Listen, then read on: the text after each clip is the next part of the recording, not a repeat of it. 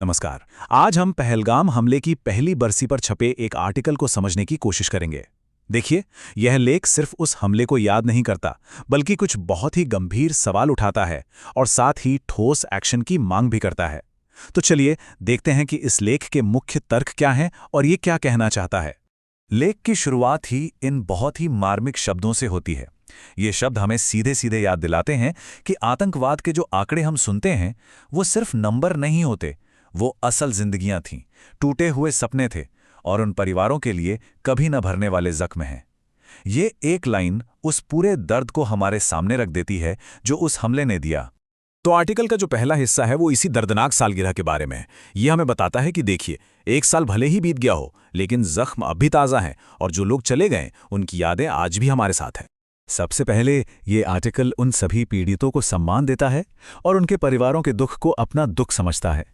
ये एक बहुत ही गंभीर और भावनात्मक माहौल तैयार करता है, जिसके ऊपर लेख आगे अपने मजबूत तर्क बनाता है। लेकिन बात सिर्फ श्रद्धांजलि और यादों पर खत्म नहीं होती। इसके ठीक बाद लेख का टोन एकदम से बदल जाता है। अब याद करने से बात आगे बढ़कर जवाबदेही की तरफ जाती है और एक बहुत ही सीधा और गंभीर आरोप लगाया जाता है। चलिए देखते हैं कि ये आरोप क्या है। और यहीं पे आर्टिकल का सबसे बड़ा दावा सामने आता है। सोर्स के मुताबिक पाकिस्तान की सरकार और सेना पर बहुत पहले से आतंकवादी गुटों को पनाह देने और सपोर्ट करने के आरोप लगते रहे हैं। आर्टिकल का तर्क है कि ये एक ऐसी सच्चाई है जिससे अब और नज़रअंदाज नहीं किया जा सकता। अच्छा, ये सिर्फ कोई हवाई आरोप नहीं है। लेख में बाकायदा कुछ संगठनों का नाम भी लिया गया है।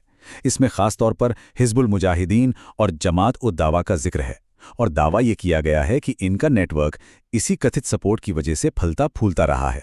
अब यहां से कहानी में एक बहुत महत्वपूर्ण मोड़ आता है। आर्टिकल कहता है कि सिर्फ निंदा करना या बयान जारी कर देना अब काफी नहीं है।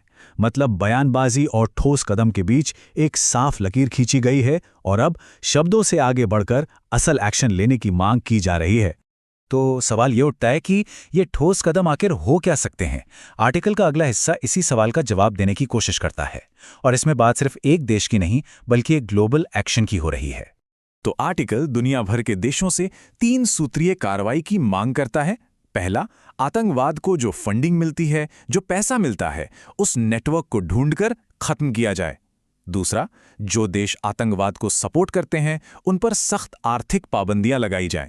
और तीसरा, ऐसे देशों को दुनिया में कूटनीतिक तौर पर बिल्कुल अकेला कर दिया जाए।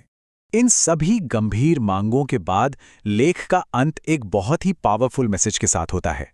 चलिए अब हम लेख के अंतिम विचार की ओर बढ़ते हैं और देखते हैं कि इसका फाइनल टेक अवे क्या है। और आर्टिकल खत्म होता है इस एक शक्तिशाली नारे के साथ। ये लाइन सिर्फ एक एंडिंग नहीं है, बल्कि आतंकवाद के खिलाफ पूरे देश की एकता और संकल्प का एक आह्वान है। तो ये पूरा विश्लेषण हमें एक बहुत ही जरूरी सवाल पर सोचने के लिए छोड़ जाता है कि क्या किसी भी देश पर लगाए गए अंतर्राष्ट्रीय प्रतिबंध आतंकवाद को रोकने में सच में असरदार साबित हो सकते हैं। ये एक ऐसा जटिल सवाल है जिसका जवाब आज की दुनिया के लिए बहुत मायने रखता है।